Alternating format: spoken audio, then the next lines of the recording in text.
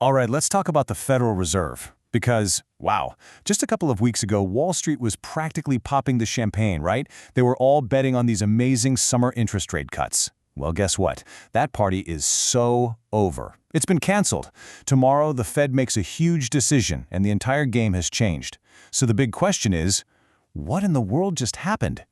Yeah, why the sudden doom and gloom? How did all that hope for a rate cut just, poof, vanish into thin air? Well, that's what we're going to unpack. We'll break down what changed, why it changed so fast, and, most importantly, what it means for your money. Okay, so what we're seeing is a massive mood swing in the market. Seriously, it's like whiplash.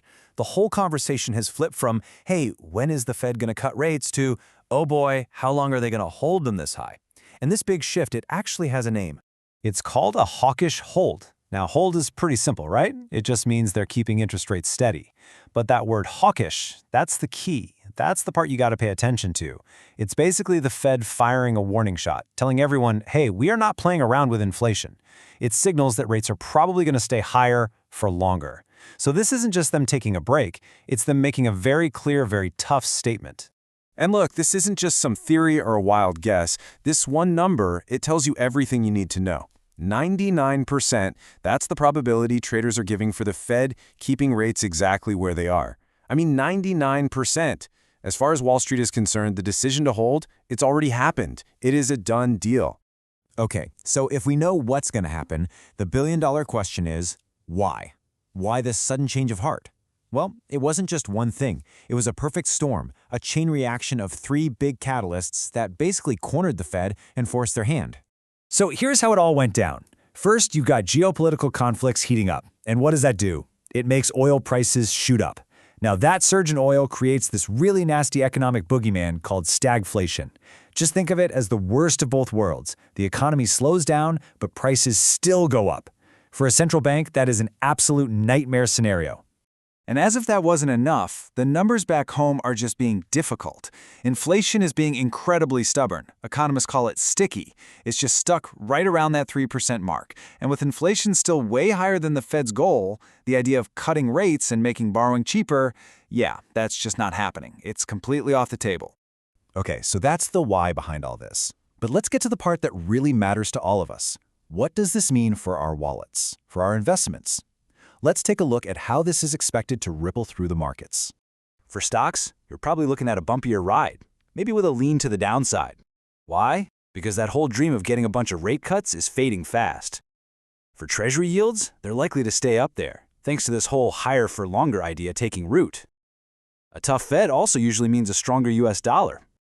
And then you've got the wild card, oil and energy, which are still looking bullish, mainly because of all that geopolitical risk we talked about. But, and this is really important, here's the twist.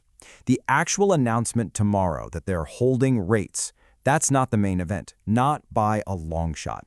The market already knows it's coming. So what's the real story? What should you actually be paying attention to? Right. Since everyone and their brother expects a hold, the real market moves are going to come from the little hints the Fed drops about the future. The movie trailer analogy is perfect here. We know the plot of this movie. They hold rates, but we're all desperately looking for clues about the sequel. So what the Fed says tomorrow is way, way more important than what they do. So, get your popcorn ready. Here is your critical watch list for tomorrow. 3 things. First, something called the dot plot. This is a chart that basically shows you where all the Fed members secretly think rates are headed. It's huge. Second, the Summary of Economic Projections, or SEP. That's where we'll get their new forecast for inflation and economic growth. And third, the main event itself, Fed Chair Jerome Powell's press conference, kicking off at 2:30 p.m. Eastern. And when Powell gets up to that podium, man, he is going to be walking the world's thinnest tightrope. He's got to balance his words perfectly. Because on one side, you've got the job market starting to cool off, which kind of says, hey, maybe ease up a bit. But on the other side, you've got this new inflation spike thanks to energy prices. How he threads that needle in his answers, that is going to be everything. And hey, if you need any more convincing about where the real action is, just check out this analysis. The dot plot, that chart we mentioned, is being called the make or break moment for the market. Wall Street was dreaming of 2, maybe 3 rate cuts in 2025. If that new dot plot comes out and signals only 1 cut, or worse, none at all, you better believe we're going to see a sharp, and I mean sharp, pullback in the markets. So, there you have it. The Fed's plan is set for tomorrow's hawkish hold, but it leaves us with one final, pretty unsettling question. What happens if another inflation shock comes along? Can this whole higher-for-longer plan actually withstand that kind of pressure? Or will the Fed and all of us get backed into an even tougher economic corner? Honestly, that's the biggest question mark hanging over everything.